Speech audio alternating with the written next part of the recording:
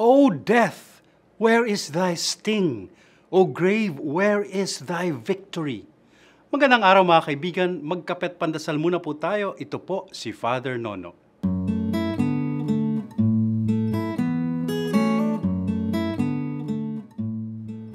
Yan po ang matibay na paniniwala ni San Pablo.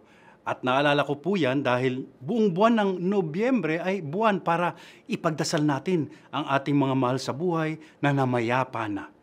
Malungkot mamatayan, ako nga po ulilang lubos na.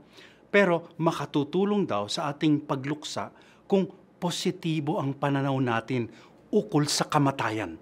Tulad halimbawa ng tingin ni Andrew Garfield dito. Siya po yung gumanap na Spider-Man sa pelikula at noong nakaraang taon ay namatay ang pinakamamahal niyang ina nang dahil sa cancer. Sobrang lungkot niya, pero anito, okay lang na malungkot. Hindi masama ang malungkot sa kamatayan ng mahal sa buhay. Anya, grief is unexpressed love. Ang labis na lungkot ay pag-ibig na hindi na ipahayag o na iparamdam. Anya, bawat araw naman ay pinaparamdam niya ang pag-ibig sa kanyang ina pero sadyang kulang ang oras natin. Maikli ang buhay natin. Kaya't laging may natitirang pagmamahal, laging may naiiwan pang pag-ibig. At yun ang masakit, ang malungkot. Gayunpaman, para nga sa kanya, ang kalungkutan ay hindi negatibong damdamin o karanasan.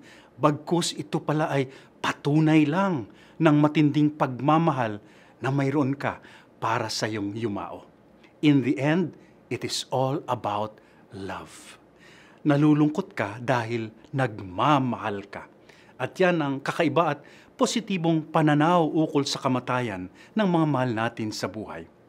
Ipagdasal po natin ang lahat ng ating mga yumao na ating minahal at patuloy na minamahal. Amen.